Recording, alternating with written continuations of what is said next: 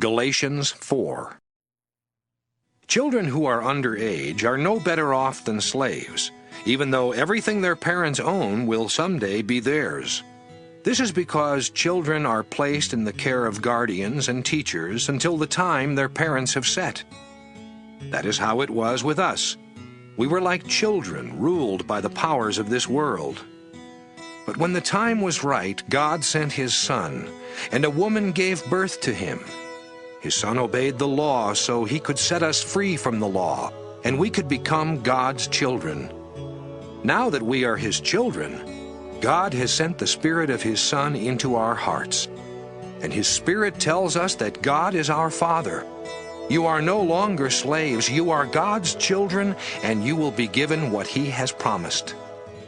Before you knew God, you were slaves of gods that are not real. But now you know God, or better still, God knows you. How can you turn back and become the slaves of those weak and pitiful powers?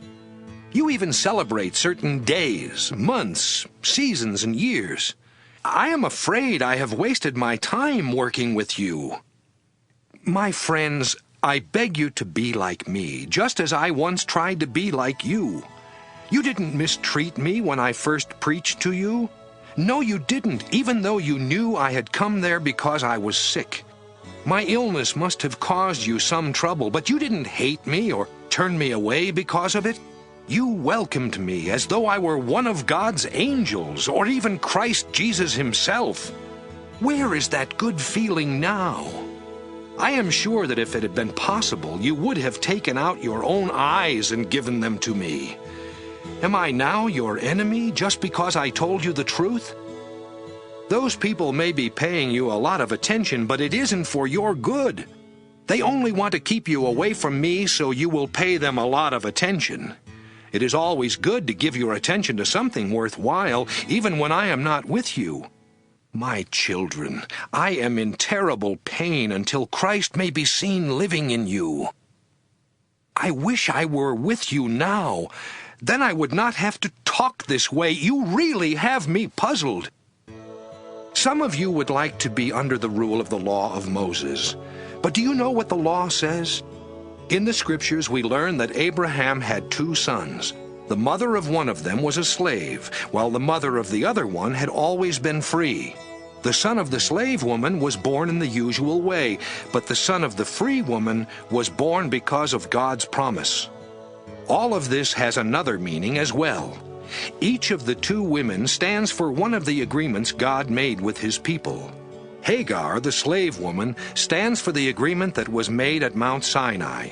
Everyone born into her family is a slave. Hagar also stands for Mount Sinai in Arabia and for the present city of Jerusalem. She and her children are slaves.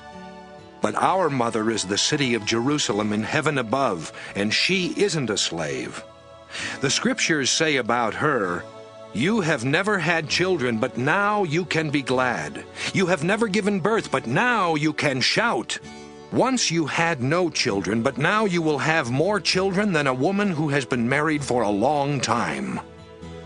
My friends, you were born because of this promise, just as Isaac was. But the child who was born in the natural way made trouble for the child who was born because of the Spirit. The same thing is happening today. The Scriptures say, "Get rid of the slave woman and her son. He won't be given anything. The son of the free woman will receive everything." My friends, we are children of the free woman and not of the slave.